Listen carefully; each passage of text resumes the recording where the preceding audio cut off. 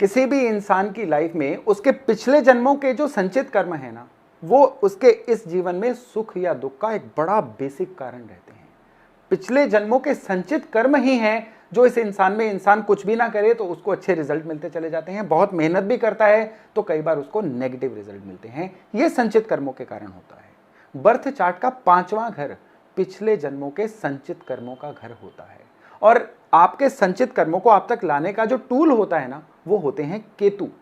तो केतु जब भी 5वें घर में आते हैं ना, ये एक बड़ा ही विशेष संगम होता है, क्योंकि तब उस इंसान को उसके जो संचित कर्म है ना, वो बहुत गहराई से फील होते हैं। उसको किसी समय पे ऐसा लगता है कि कोई ईश्वरीय ताकत उसकी मदद कर रही है, या कई बार ऐसा लगता है कि कोई अनजानी ताकत उसको आगे बढ़ने से रोक रही है। किस तरह से ये होता है, आज के वीडियो में हम इसकी विस्तार से चर्चा करेंगे, और साथ में ये भी जानेंगे कि 5वें घर के केतु जीवन में आखिर परिवर्तन किस तरह के लाते हैं। नमस्ते, मेरा नाम है योगेश शर्मा।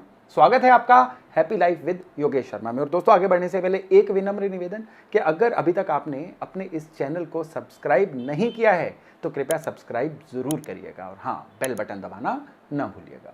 5वां घर जो होता है ना, ये किसी भी इंसान के लिए सबसे ज्यादा इंपॉर्टेंस इसलिए रखता है क्योंकि यही घर है उसकी संतान का, यही घर है उसकी एजुकेशन का, ये घर है उसकी वो हॉबीज का जो हॉबीज कल को अगर उसके कारोबार में कन्वर्ट हो जाए ना, तो उसके लिए बहुत फायदे का सौदा बन सकती है। उसकी बुद्धि कितनी है, वो इस दुनिया में अगर टिक के कुछ करना चाहता है, अपना सिक्का जमाना चाहता है, तो आफ्टर ऑल तो उसकी बुद्धि ही उसका साथ देगी ना।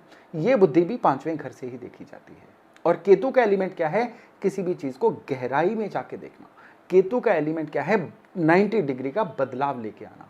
ये दो चीजें जब मिल जाती हैं ना, तो बहुत ही इंसान की लाइफ में बड़ा चेंज लेके आती हैं। 5वें घर में नेचुरल ऊर्जा होती है गुरु की, नेचुरल ऊर्जा होती है सूरज की।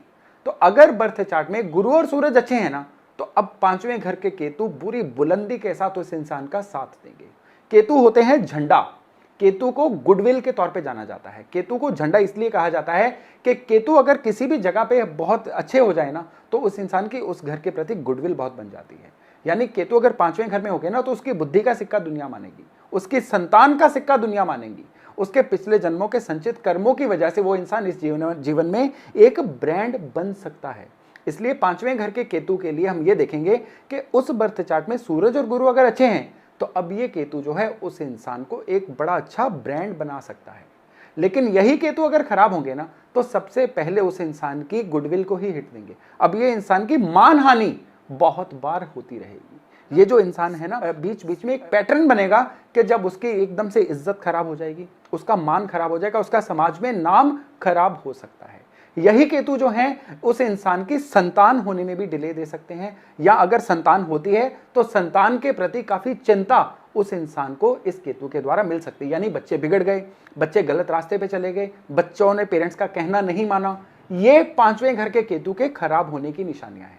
5वें घर का केतु जब और खराब होता है ना, तो ये उस इंसान के जो लव रिलेशंस हैं उनको कभी भी शादी तक नहीं जाने देता, या उस इंसान के जो संबंध है बनते बिगड़ते रहते हैं, स्पेशली ऑपोजिट जेंडर के साथ। 5वें घर का केतु एजुकेशन को भी अगर खराब हो जाए तो एजुकेशन को कंप्लीट नहीं होने देता है। लेकिन केतु क्योंकि गहराई का कारक है, तो इसलिए उस इंसान की जो एजुकेशन है ना, नॉर्मली देखा जाता है रिसर्च फील्ड जो है उन लोगों के लिए काफी अच्छे रहते हैं। 5वें घर के केतु वालों के लिए किसी भी चीज को माइक्रोस्कोपिक स्टडी करना, बहुत गहराई से जाना, किसी भी तरह का अन्वेषण करना, रिसर्च करना, ये उनके करियर में अगर जुड़ जाए तो ये लोग बहुत ज्यादा तरक्की कर जाते हैं। ऊपरी स्टडी या बिल्कुल एकेडमिक्स जो है ना, इन लोगों को बहुत ज्यादा सूट नहीं करते हैं। 5वें घर के केतु में एक जो चीज सबसे ज्यादा पाई जाती है ना, वो होती है इनका एक बिल्कुल ही अलग स्वभाव का होना।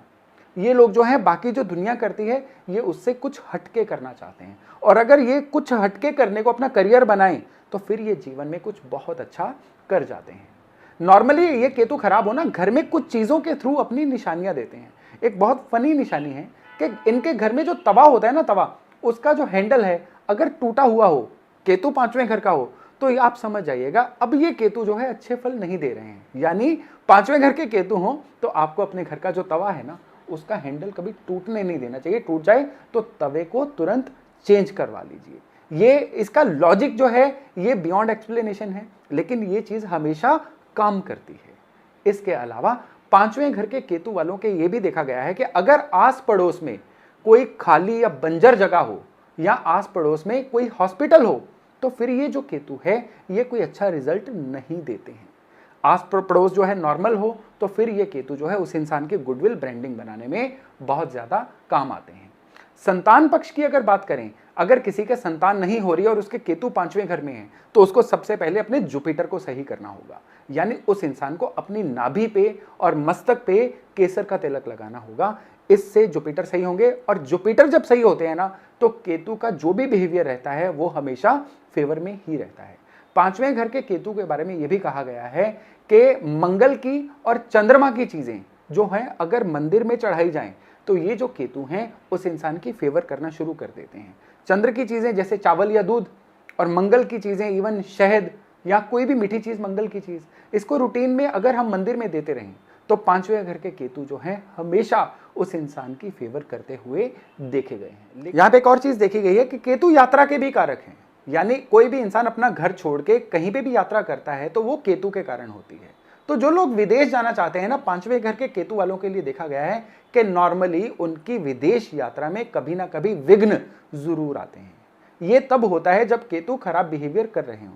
आप विदेश जाना चाहते हैं और 5वें घर में केतु हैं और आपकी विदेश यात्रा में विघ्न आ रहे हैं ना, तो यहाँ पे एक बहुत ही सटीक हल होता है, रोज सूरज को अर्घ्य देना।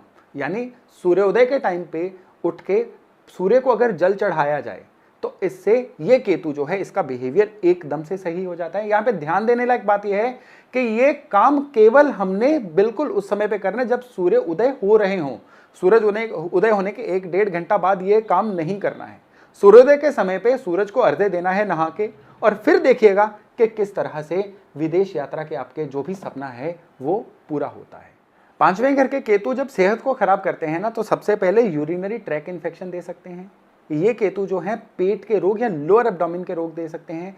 कई बार 5वें घर के केतु में इंसान को जल्दी डायबिटीज होती हुई भी देखी गई है, लेकिन इसके लिए फैमिली का डायबिटीज की हिस्ट्री होना जरूरी होता है। इवन ये केतु कई बार देखा गया है कि घर में किसी सीनियर मेंबर को या खुद को सांस की बीमारी या अस्थमा जैसी प्रॉब्लम्स भी दे सकते हैं। ये केतु अगर खराब कर रहे हों तो इसका सबसे सटीक उपाय होता है कुत्तों की सेवा करना या घर में कुत्ते को पाल लेना। स्पेशली काला कुत्ता पालेंगे तो ये इस केतु के लिए एक बहुत ही सटीक, बहुत ही बढ़िया उपाय रहता है। इसके अलावा अपने कुलगुरु की सेवा करिए, या मंदिर में जाके आप बृहस्पति की चीज़ें जो हैं वो भी डोनेट कर सकते हैं इस केतु की शांति के लिए। तो दोस्तों ये था 5वें घर का केतु का आपके जीवन पे प्रभाव, और अगर वो दिक्कतें दे रहे हैं तो इन दिक्कतों को किन उपायों से सही किया जा सकता है।